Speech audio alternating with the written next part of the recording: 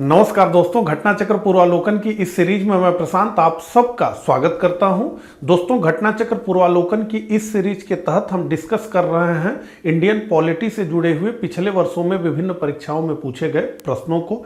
इस सीरीज का ये मेरा 5वां लेक्चर है। इस सीरीज के 4 लेक्चर ऑलरेडी इस चैनल पे अपलोड किए जा चुके हैं, जिन्हें अभी तक अगर आपने ना देखा हो तो आप इस चैनल पे चले जाइए। वहां पर आपको इंडियन पॉलिटी PYQ इस नाम से एक प्लेलिस्ट मिलेगी। उस प्लेलिस्ट में इस सीरीज के सभी लेक्चर्स आपको एक क्रम से देखने को मिल जाएंगे, तो वहां जाकर के आप उन्हें देख सकते हैं। इस लेक्चर में हम डिस्कस करेंगे संविधान की प्रस्तावना से जुड़े हुए प्रश्न जो पिछले वर्षों में विभिन्न परीक्षाओं में पूछे गए हैं। तो ये बहुत इंपॉर्टेंट टॉपिक है, इससे खूब सारे प्रश्न प्रीवियस ईयर में पूछे गए हैं। तो चलिए एक एक करके सभी प्रश्नों को हम सॉल्व करते हैं।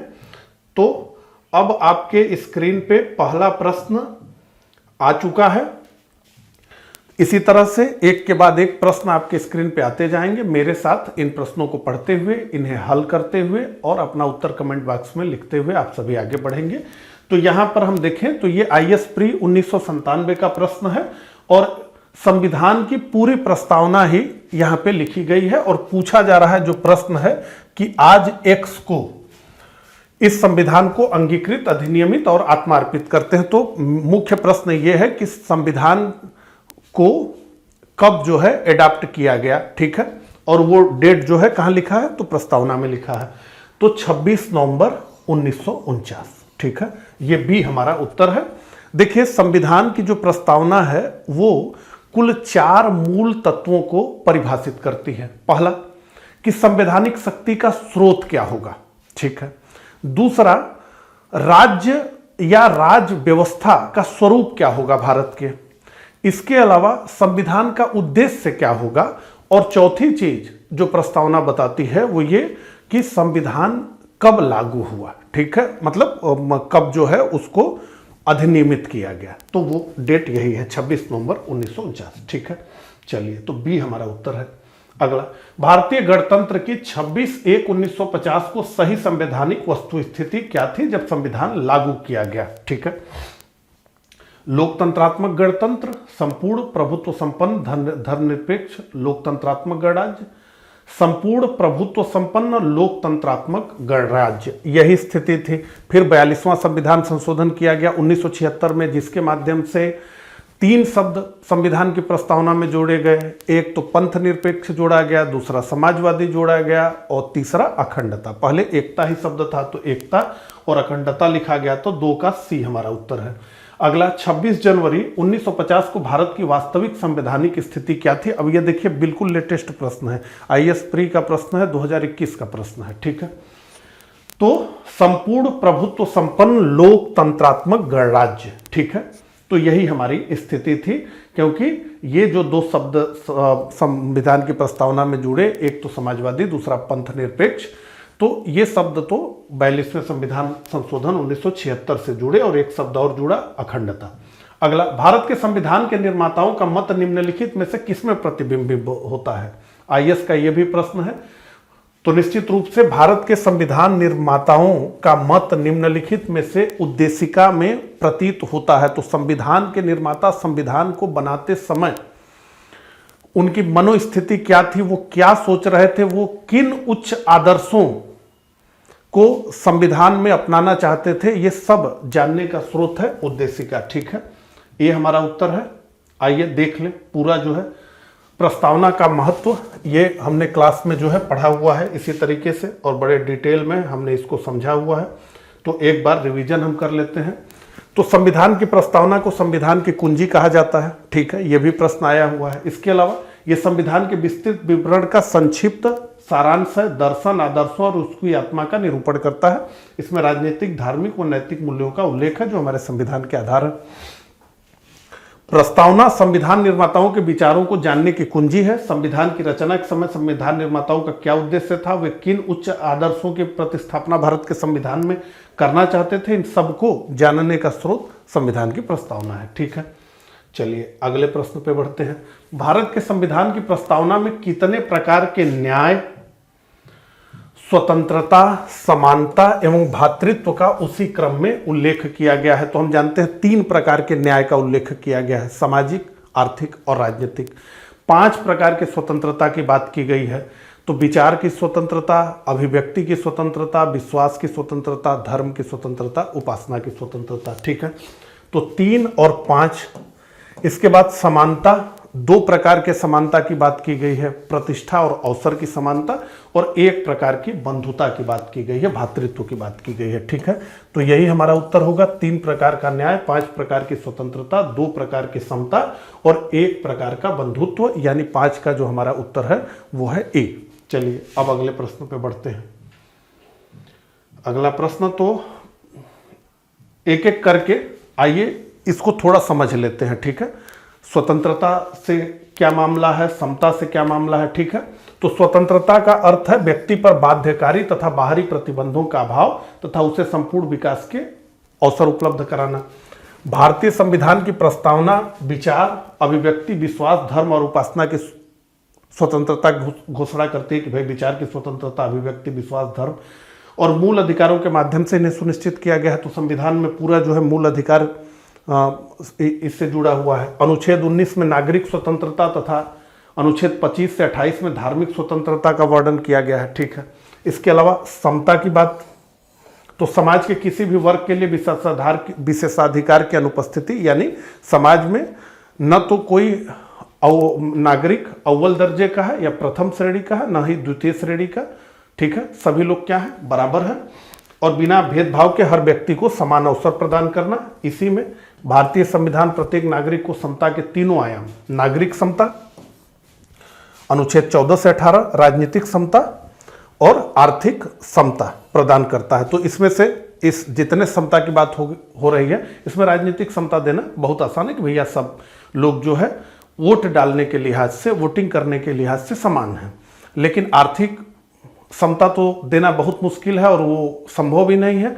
और सामाजिक समता भी जो है ये भी धीरे धीरे करके आ रही है। इसे कानून बना के नहीं, कानून बना के हम ये कह सकते हैं कि भेदभाव न करिए, लेकिन केवल कानून बनाने से नहीं, तो समय के साथ ही चलेगा। ठीक है, तो स्वतंत्रता और समता की बात हमने की। अगला प्रश्न आ गया, भारतीय संविधान की प्रस्तावना में भारत को किस रूप में घोषित किया गया है? एक सार्वभौम प्रजातांत्रिक गणतंत्र, एक समाजवादी प्रजातांत्रिक गणतंत्र, एक सार्वभौम समाजवादी धर्मनिरपेक्ष प्रजातांत्रिक गणतंत्र। ठीक है, तो यही होगा, संपूर्ण प्रभुत्व संपन्न समाजवादी धर्मनिरपेक्ष प्रजातांत्रिक गणतंत्र। हालांकि लोक तंत्रात्मक लिखा हुआ है संविधान में और धर्मनिरपेक्ष की जगह पंथ निरपेक्ष लिखा हुआ, लेकिन प्रजातंत्र का भी वही मतलब है, धर्म निरपेक्ष का भी वही मतलब है। तो 6 का सी हमारा उत्तर है। अगला, निम्न शब्दों पर विचार करें। तो समाजवादी, सार्वभौमिक, प्रजातांत्रिक, धर्मनिरपेक्ष। ठीक है, तो ये संपूर्ण प्रभुत्व संपन्न की बात हो रही है। तो ये सबसे पहले होगा संपूर्ण प्रभुत्व संपन्न, फिर समाजवादी, फिर धर्मनिरपेक्ष और उसके बाद प्रजातांत्रिक। ठीक है, तो CADB, तो यही हमारा उत्तर होगा। ठीक है, 7 का जो उत्तर होगा हमारा ए होगा। भारतीय संविधान की प्रस्तावना में समाजवादी शब्द किस संशोधन के तहत जोड़ा गया? तो भारतीय संविधान की प्रस्तावना में समाजवादी शब्द जोड़ा गया 42वें संविधान संशोधन 1976 के माध्यम से। इंदिरा गांधी के सरकार में यह किया गया। कुल 3 शब्द जोड़े गए संविधान में, समाजवादी, पंथ निरपेक्ष और अखंडता। ठीक है, इसको ध्यान रखिए, इससे बहुत ज्यादा प्रश्न प्रीवियस ईयर में पूछे गए हैं। अगला, निम्नलिखित में से कौन सा 42वें संविधान संशोधन के माध्यम से भारत के संविधान की प्रस्तावना में जोड़ा गया था? संप्रभुता, व्यक्ति की गरिमा, समाजवाद, पंथ निरपेक्ष और निजता। तो निश्चित रूप से समाजवाद और पंथ निरपेक्षता 42वें संविधान संशोधन के माध्यम से संविधान की प्रस्तावना में जोड़ा गया था। अगले प्रश्न पे आ गए हम। भारतीय संविधान की प्रस्तावना में धर्मनिरपेक्ष व समाजवादी शब्द जोड़े गए। तो भारतीय संविधान की प्रस्तावना में धर्मनिरपेक्ष और समाजवादी शब्द जोड़े गए 42वें संविधान संशोधन के द्वारा। यूपीपीसीएस मेंस 2017 और स्पेशल मेंस 2008 में ये प्रश्न पूछा गया। चलिए अगले प्रश्न पे बढ़ते हैं। अगला प्रश्न आ गया हमारे स्क्रीन पे, निम्नलिखित में से कौन भारत को धर्मनिरपेक्ष राज्य वर्णित करता है? मौलिक अधिकार, संविधान की प्रस्तावना, 9वीं अनुसूची, राज्य के नीति निर्देशक तत्व। तो निश्चित रूप से भारत को धर्मनिरपेक्ष राज्य वर्णित करता है संविधान की प्रस्तावना। हालांकि मूल संविधान में इस तरह का कोई कॉन्सेप्ट नहीं था, इसे तो इंदिरा गांधी ने संविधान में जोड़ दिया कि भाई हमारा संविधान समाजवादी होगा और वो धर्मनिरपेक्ष भी होगा। ठीक है, मूल संविधान में इस तरह की कोई बात लिखी नहीं गई थी, लेकिन संविधान हमारा सेकुलर ही है। निम्नलिखित शब्दों में से कौन सा शब्द सन 1975 में भारतीय संविधान की प्रस्तावना में सम्मिलित नहीं था? तो निश्चित रूप से बंधुत्व सम्मिलित था, संप्रभु सम्मिलित था, समता की बात थी, अखंडता ये शब्द नहीं था, केवल एकता यही शब्द था। तो यही डी हमारा उत्तर होगा, 12 का डी। अगला, निम्नलिखित शब्दों में से कौन से शब्द 42वें संवैधानिक संशोधन द्वारा प्रस्तावना में जोड़े गए? तो निश्चित रूप से समाजवाद जोड़ा गया, पंथ निरपेक्षता जोड़ी गई, संपूर्ण प्रभुत्व संपन्न तो पहले से ही था, ग्राम स्वराज की वहां बात नहीं। तो 1 और 3 हमें कहां दिख रहा है? केवल और केवल बी में दिख रहा है, तो यही बी हमारा उत्तर होगा। अब अगले प्रश्न पे आते हैं। ठीक है, स्टेटमेंट का प्रश्न आ गया, यूपीपीसीएस प्री 2009 का। कुल 4 कथन है संविधान की उद्देशिका से संबंधित, और इनमें से कौन सही है यह पूछा जा रहा है। पंडित नेहरू द्वारा प्रस्तुत ऑब्जेक्टिव प्रस्ताव अंतःगत्वा उद्देशिका बना? तो निश्चित रूप से पंडित नेहरू द्वारा जो 13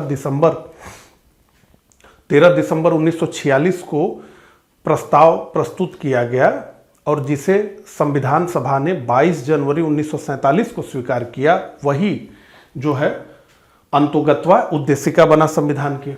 इसकी प्रकृति न्याय योग्य है नहीं है, जस्टिकेबल नहीं है, तो नहीं, इसकी प्रकृति जो है न्याय योग्य नहीं है, यानी प्रस्तावना में लिखी हुई किसी बात को लेकर के आप न्यायालय में नहीं जा सकते। आगे प्रश्न आएगा तो इसके को और डिटेल में हम समझेंगे। इसका संशोधन नहीं किया जा सकता, तो इसका संशोधन किया जा सकता है, ये शब्द गलत है, क्योंकि 42वें संविधान संशोधन 1976 के माध्यम से इसमें संशोधन तो किया ही गया, तो इसमें संशोधन किया जा सकता है। संविधान के विशिष्ट प्रावधानों को यह रद्द ओवरराइड नहीं कर सकता है, तो ये है सही कि संविधान के विशिष्ट प्रावधानों को यह रद्द नहीं कर सकता है। तो 1, 2 और 4, तो 1, 2 और 4 हमें कहां दिख रहा है? बी में दिख रहा है, तो 14 का यही हमारा उत्तर होगा, बी। अगले प्रश्न को देखते हैं। संविधान की प्रस्तावना का विधिक स्वरूप क्या है? यूपीपीसीएस प्री 2019 का प्रश्न। यह लागू किया जा सकता है, यह लागू नहीं किया जा सकता है, विशेष परिस्थितियों में लागू किया जा सकता है। तो संविधान की प्रस्तावना का विधिक स्वरूप यही है कि यह लागू नहीं किया जा सकता है। तो संविधान की प्रस्तावना में लिखी किसी बात को न्यायालय द्वारा लागू नहीं करवाया जा सकता। अगला, भारतीय संविधान की उद्देशिका में संशोधन किया गया था? तो निश्चित रूप से 42वें संशोधन द्वारा उद्देशिका में संशोधन किया गया, 16 का सी हमारा उत्तर है। अगला, समाजवादी शब्द उद्देशिका में जोड़ा गया? तो निश्चित रूप से समाजवादी शब्द 42वें संविधान संशोधन द्वारा संविधान में जोड़ा गया। अगले प्रश्न को देखते हैं। आप देख रहे हैं कितना प्रश्न जो है रिपीट कर रहा है, एक ही प्रश्न बार बार रिपीट हो रहा है। थोड़ा बहुत भाषा बदल के, नहीं तो भाषा भी बिना बदले हुए सीधे सीधे। ठीक है, भारतीय संविधान की प्रस्तावना में समाजवादी शब्द किस संशोधन द्वारा लाया गया था? तो निश्चित रूप से 42वें संशोधन द्वारा लाया गया था, बी हमारा उत्तर होगा। अगले प्रश्न पे बढ़ते हैं। ये सब बहुत हल्के प्रश्न आ रहे हैं। 26 नवंबर 1949 को अंगीकृत भारतीय संविधान की प्रस्तावना में शब्द सम्मिलित नहीं थे, थोड़ा सा भाषा बदल करके। तो समाजवादी नहीं था, पंथ निरपेक्ष नहीं था, अखंडता नहीं था। तो 1, 2, 3 ये तीनों शब्द नहीं थे। तो 1, 2 और 3 हमें कहां दिख रहा है? ए में दिख रहा है, तो ये ए ही हमारा उत्तर होगा। अगला, भारतीय संविधान की प्रस्तावना में पंथ निरपेक्ष शब्द जोड़ा गया? तो निश्चित रूप से 42वें संविधान संशोधन द्वारा जोड़ा गया, पंथ निरपेक्षता। अगला प्रश्न पे हम आ गए हैं। अगला प्रश्न थोड़ा लेट आ रहा है। भारत के संविधान के आमुख का लक्ष्य उसके सभी नागरिकों के लिए सुनिश्चित करना है। क्या क्या? तो सामाजिक तथा आर्थिक न्याय, बिल्कुल सामाजिक, आर्थिक, राजनीतिक न्याय की बात की गई है। विचार तथा अभिव्यक्ति की स्वतंत्रता, निश्चित रूप से विचार तथा अभिव्यक्ति की स्वतंत्रता। अवसर की समानता, निश्चित रूप से, और व्यक्ति की प्रतिष्ठा। तो सभी चारों ये सुनिश्चित किया गया है। 21 का जो हमारा उत्तर होगा वो होगा डी। अगले प्रश्न पे बढ़ते हैं। अब अगला प्रश्न आ गया कथन वाला, और ये छत्तीसगढ़ पीसीएस प्री 2019 का प्रश्न है, यानी एकदम लेटेस्ट प्रश्न है। चलिए पढ़ते हैं। भारत एक संपूर्ण प्रभुत्व संपन्न समाजवादी धर्मनिरपेक्ष लोकतंत्रात्मक गणराज्य है। बिल्कुल है। इसे 42वें संविधान संशोधन 1976 द्वारा संपूर्ण प्रभुत्व संपन्न लोकतंत्रात्मक गणराज्य के स्थान पर प्रतिस्थापित किया गया। तो दो शब्द जो है जोड़े गए इस लाइन में, ठीक है। तो संपूर्ण प्रभुत्व संपन्न के बाद समाजवादी और धर्मनिरपेक्ष, ये 42वें संविधान संशोधन के द्वारा जोड़ा गया। तो ए तथा आर दोनों सही है और आर ए की सही व्याख्या है। ए हमारा उत्तर होगा 22 का, ठीक है। चलिए, भारत में लौकिक सार्वभौमिकता है क्योंकि संविधान की प्रस्तावना आरंभ होती है। तो भारत में लौकिक सार्वभौमिकता है क्योंकि जनता क्या है, सर्वशक्तिमान है, ठीक है। तो संविधान की प्रस्तावना कैसे आरंभ होती है, कैसे हमें ये पता चलता है? तो हम भारत के लोग, we the people of India, हम भारत के लोग। तो इससे पता चलता है कि संविधान को जो शक्ति मिली है वो भारत के लोगों ने दिया है, ठीक है। हम भारत के लोग, तो ये डी हमारा उत्तर है। अगले प्रश्न पे बढ़ते हैं। हम भारत के लोग, be the people of India शब्द का प्रयोग भारतीय संविधान में कहां किया गया है? तो निश्चित रूप से इस शब्द का प्रयोग किया गया है संविधान की प्रस्तावना में। डी हमारा उत्तर होगा, ठीक है। सभी व्यक्ति पूर्णतः और समान रूप से मानव है, यह सिद्धांत जाना जाता है। तो इस सिद्धांत को कहते हैं सार्वभौमिकता। सभी व्यक्ति पूर्णतः और समान रूप से मानव है, इसलिए सबको जो है मानवाधिकार मिलना चाहिए समान रूप से, ठीक है। ये हमारा उत्तर है। अगले प्रश्न पे बढ़ते हैं। अगला प्रश्न आ गया, भारत के संदर्भ में निम्न में से कौन धर्मनिरपेक्ष शब्द का सही भाव व्यक्त करता है? भारत में अनेक धर्म है, भारतीयों को धार्मिक स्वतंत्रता प्राप्त है, धर्मानुपालन व्यक्ति की इच्छा पर निर्भर है और भारत में राज्य का कोई धर्म नहीं है। देखिए, धर्म और राज्य का धर्म के साथ संबंध, इस आधार पर हम तीन प्रकार के राज्य देखते हैं। एक तो नास्तिक राज्य, ठीक है। तो जितने मार्क्सवादी स्टेट हैं, जैसे यूएसएसआर था, अभी नॉर्थ कोरिया है, तो ये इन राज्यों में इन्हें नास्तिक राज्य कहा जाता है। इन राज्यों में न तो राज्य का कोई धर्म होता है और न ही उसके नागरिक कोई धर्म मानते हैं। ये राज्य से कहा जाता है, जैसे मार्क्स ने तो कहा ही ना कि धर्म क्या है, अफीम है। तो धर्म अफीम है। तो ऐसे राज्यों में जो नास्तिक राज्य हैं वो न तो स्वयं धर्म को मानते हैं, न ही उनके नागरिकों को वो मानने की स्वतंत्रता देते हैं। दूसरे प्रकार का राज्य है जिसे हम कहते हैं धर्मतंत्र, ठीक है। ज्यादातर इस्लामिक जो कंट्री है वो धर्मतंत्र ही है, यानी वहां राज्य का अपना धर्म है। तो राज्य का ही अपना धर्म है। जैसे पाकिस्तान का धर्म इस्लाम है, तो ये धर्मतंत्र है। यहां राज्य का ही अपना धर्म होता है और मैक्सिमम इस्लामिक देशों में जो है धर्मतंत्र है, वहां राज्य का अपना एक धर्म होता है। और ऐसे देशों में जो धर्मतंत्र होते हैं, यानी राज्य का अपना एक धर्म होता है, तो ऐसे देशों में जो नागरिक राज्य के धर्म को नहीं मानते हैं, अगर आप पाकिस्तान में रहते हैं और आप इस्लाम को नहीं मानते हैं, आप मुसलमान नहीं हैं, तो आपके साथ द्वितीय श्रेणी के नागरिकों वाला व्यवहार किया जाएगा, जैसे हिंदुओं के साथ किया जाता है, सिखों के साथ किया जाता है, ईसाइयों के साथ किया जाता है। इसे हम धर्मतंत्र कहते हैं। तीसरा होता है, उसे हम कहते हैं पंथ निरपेक्ष राज्य। पंथ निरपेक्ष का मतलब है कि राज्य का अपना कोई धर्म नहीं है, उसके नागरिक चाहे जिस धर्म को माने उसका प्रचार करें और अपने तरीके से, अपने अंतःकरण से अपने ईश्वर के साथ संबंध स्थापित करें। इन सब के लिए वो जो है स्वतंत्र हैं, ठीक है। तो भारत में राज्य का कोई धर्म नहीं है, यही धर्मनिरपेक्ष शब्द का सही भाव है, ठीक है। चलिए अगले प्रश्न पे बढ़ते हैं। निम्नलिखित में से कौन सा शब्द भारतीय संविधान की प्रस्तावना में उल्लेखित नहीं है? तो संप्रभुता तो है, लोकतंत्रात्मक है, पंथ निरपेक्ष है, संघीय ये शब्द नहीं है, ठीक है। तो डी हमारा उत्तर है। अब आपको यह समझ में आ रहा होगा कि एग्जाम देने से पहले आपको संविधान की प्रस्तावना बहुत अच्छे से तैयार होनी चाहिए, आपकी अनुसूची पूरी आपको रटी होनी चाहिए।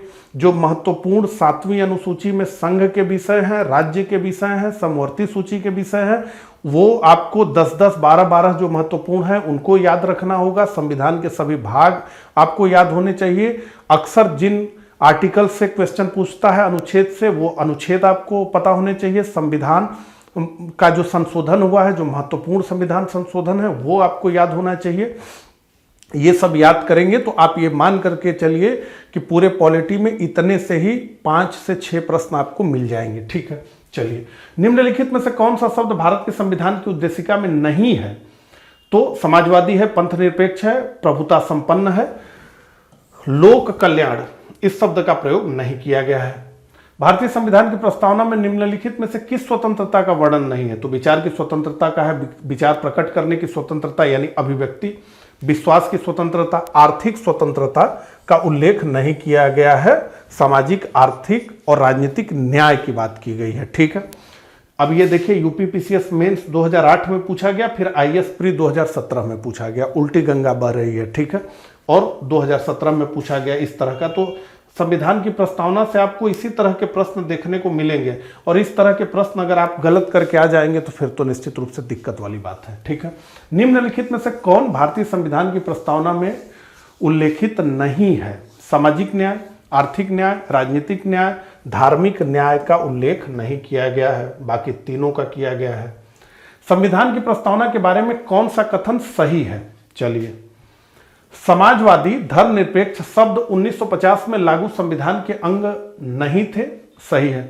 उक्त शब्द 1977 के संशोधन द्वारा जोड़ा गया, नहीं, गलत है। उक्त शब्द 1985, गलत है। उक्त शब्द संविधान की प्रस्तावना के अंग नहीं है, यह भी गलत है। तो समाजवादी धर्मनिरपेक्ष शब्द 1950 में लागू संविधान के अंग नहीं थे, संविधान की प्रस्तावना के बारे में यही कथन सही है। तो 31 का जो हमारा उत्तर है वो है ए। अगले प्रश्न पे बढ़ते हैं हम। तो अगला प्रश्न आ गया। अब देखिए, कितने सारे एग्जाम में ये प्रश्न पूछा गया है। भारतीय संविधान का कौन सा भाग संविधान की आत्मा कहलाता है? मूल अधिकार, राज्य की नीति के निदेशक तत्व और उद्देशिका। तो भारतीय संविधान की प्रस्तावना संविधान की आत्मा कही जाती है, सी हमारा उत्तर है। इसी से जुड़ा हुआ एक फैक्ट और है कि डॉक्टर भीमराव अंबेडकर ने संवैधानिक उपचार के अधिकार अनुच्छेद 32 को संविधान की आत्मा कहा है। ठीक है, तो इसमें आपको कंफ्यूज नहीं होना है। भारतीय संविधान की आत्मा प्रस्तावना है। डॉक्टर अंबेडकर ने किसको संविधान की आत्मा कहा? तो आप कहेंगे कि संवैधानिक उपचारों के अधिकार को कहा। ठीक है, सी हमारा उत्तर है।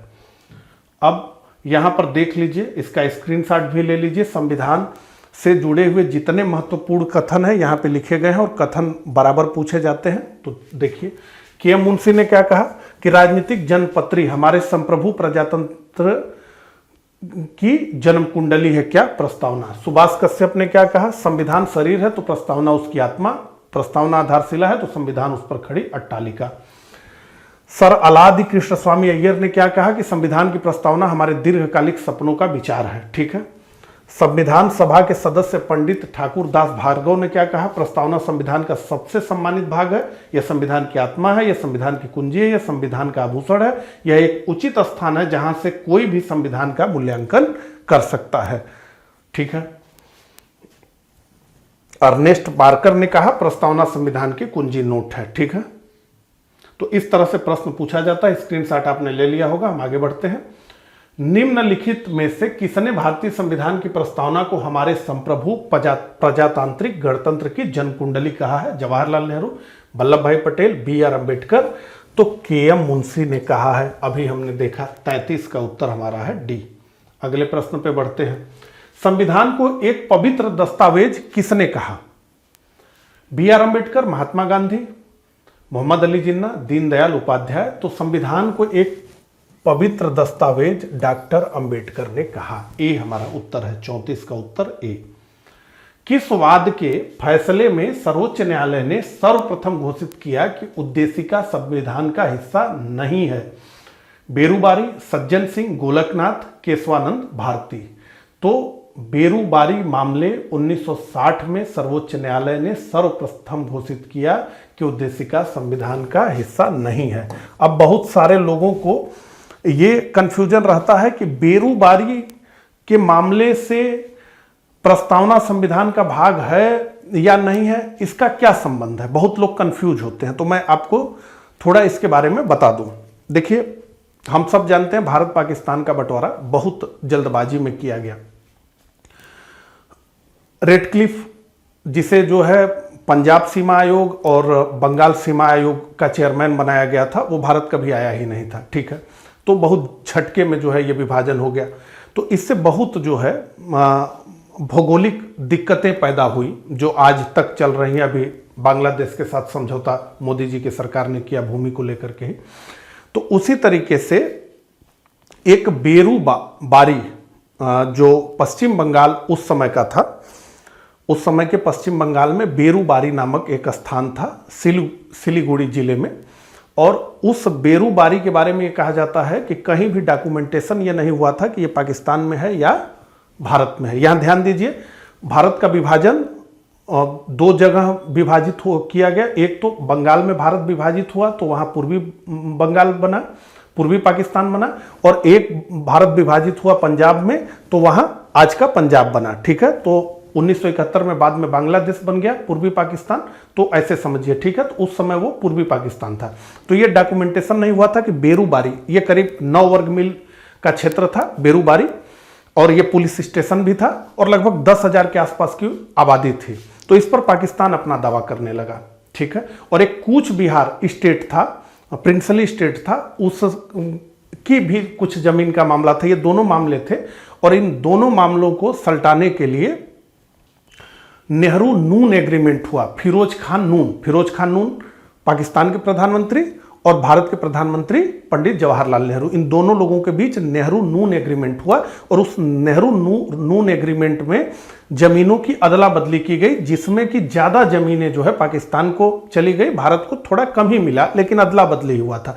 तो सब लोग ये आरोप लगाने लगे नेहरू जी पर कि ये आपने क्या किया, जो है आप देश को खंडित कर रहे हैं। तो वहां पर जो नेहरू जी के ऊपर आरोप लगा वो संविधान की प्रस्तावना से लगा कि संविधान की प्रस्तावना में ये लिखा है कि देश की एकता, उस समय तक अखंडता शब्द जोड़ा नहीं था, उनकी बेटी आई तब जोड़ी। तो उन्होंने लिखा कि संविधान की प्रस्तावना में स्पष्ट रूप से लिखा है संविधान की देश की एकता। तो आप देश की एकता को कैसे खंडित कर रहे हैं, कैसे आप भारत के किसी हिस्से को पाकिस्तान को दे सकते हैं? तो ये एक प्रश्न उठा। तो दूसरे पक्ष ने, जो नेहरू का समर्थक वर्ग था, यानी जो लोग सरकार में थे, उन्होंने कहा कि प्रस्तावना में प्रभुता संपन्न लिखा है, तो सरकार भारत की क्या है, प्रभुत्व संपन्न है। तो जब प्रभुत्व संपन्न सरकार है भारत की तो वो कुछ भी कर सकती है। तो ये दोनों तर्क दिए गए और इसी से एक संवैधानिक मामला निकल गया कि आखिर क्या है। तो फिर डॉक्टर राजेंद्र प्रसाद ने सर्वोच्च न्यायालय से प्रश्न पूछा। राष्ट्रपति की अधिकारिता है ना सर्वोच्च न्यायालय से सलाह करने की, तो उन्होंने सुप्रीम कोर्ट से सलाह किया कि इस मामले में क्या हो सकता है। तो वहीं से ये जो है प्रस्तावना आ गई, क्योंकि सब लोग जो है प्रस्तावना का ही रेफरेंस दे रहे थे। जो विरोध में थे नेहरू जी के, वो कह रहे थे कि प्रस्तावना में क्या लिखा है, एकता लिखा है। और जो लोग उनके पक्ष में थे, यानी जो सरकार के लोग थे, वो क्या कर रहे हैं कि सरकार तो संपूर्ण प्रभुत्व संपन्न है, ये भी प्रस्तावना में लिखा है, तो कुछ भी कर सकती है। ठीक है, तो ये पूरा तर्क निकला बेरूबारी। आइए देख ले। ठीक है, तो क्या क्या प्रश्न था? पहला प्रश्न था ये कि क्या प्रस्तावना संविधान का भाग है, अंग है? इसी बात को जो मैंने 60 में बताई, बड़े विस्तार से प्रस्तावना वाले लेक्चर में एक एक चीजों को हमने समझा हुआ है। जिन लोगों ने वो वीडियो देखा होगा उनको ये पता है।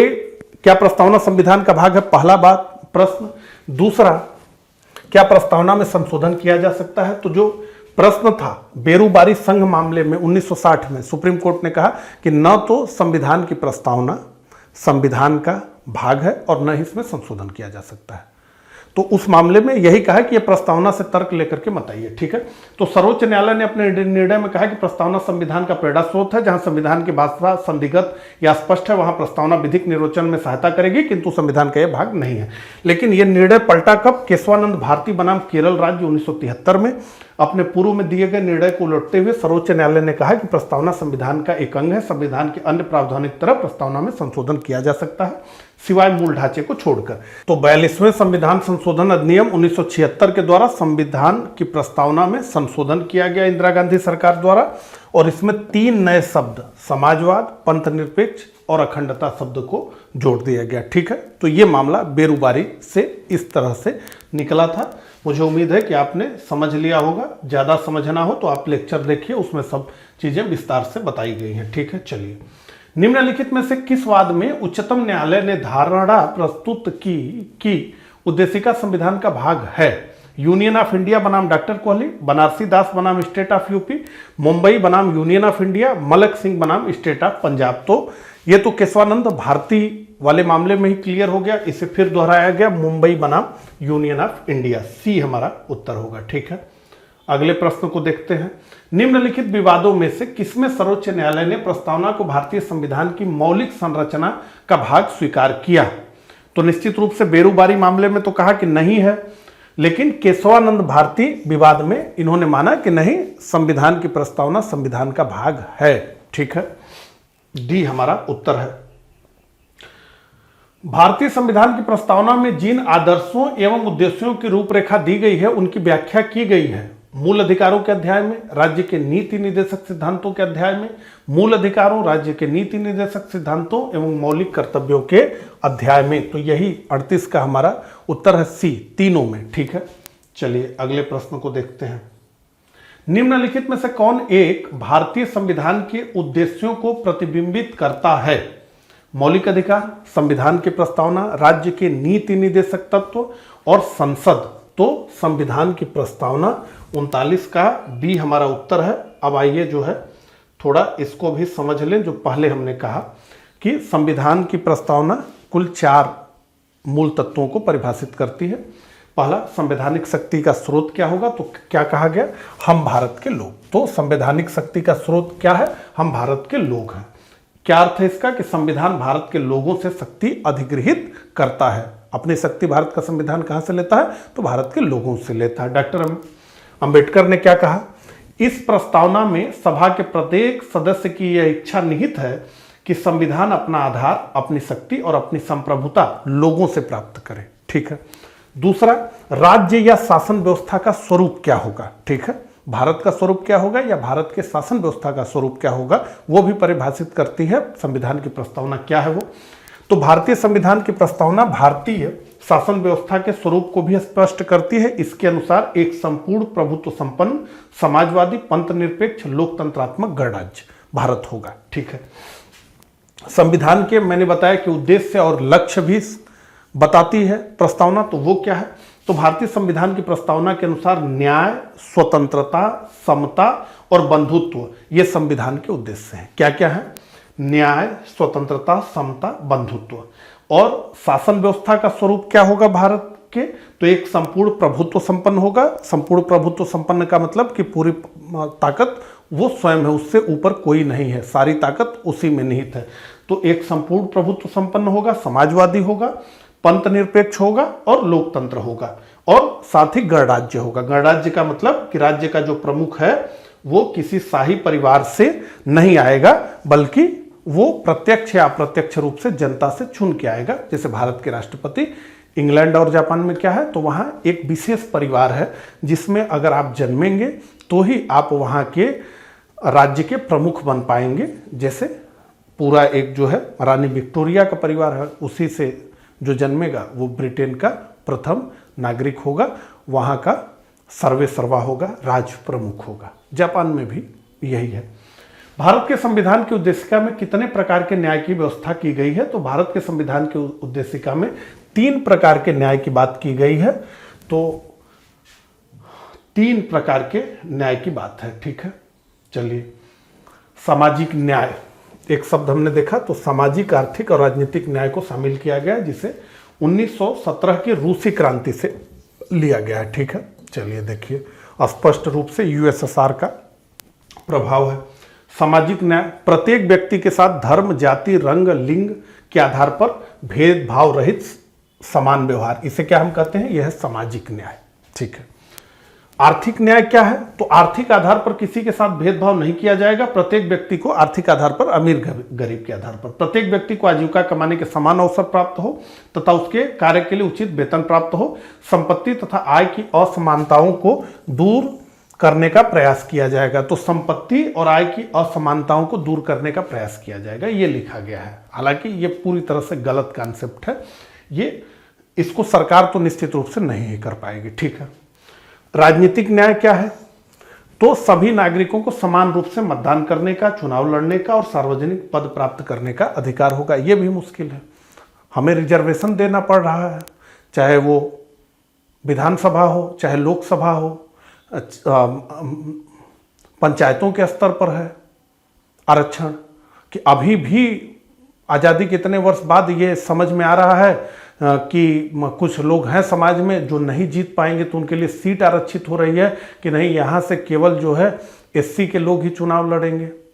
गांव में जो सबसे प्रथम पंक्ति का लोकतंत्र है जिसे हम ग्राम पंचायत कहते हैं, वहाँ भी रिजर्वेशन हो रहा है कि अब जनरल सीट है तो अब ओबीसी की सीट हो गई है, तो अब इस सीट में केवल एससी के लोग चुनाव लड़ेंगे, अनुसूचित जाति जनजाति के लिए रिजर्व हो गई है सीट। तो इस तरह से कि उनको लग रहा है कि अगर जो है सामान्य रूप से चुनाव होगा तो वो लोग जीत के नहीं आ पाएंगे, इसलिए रिजर्वेशन दिया जा रहा है।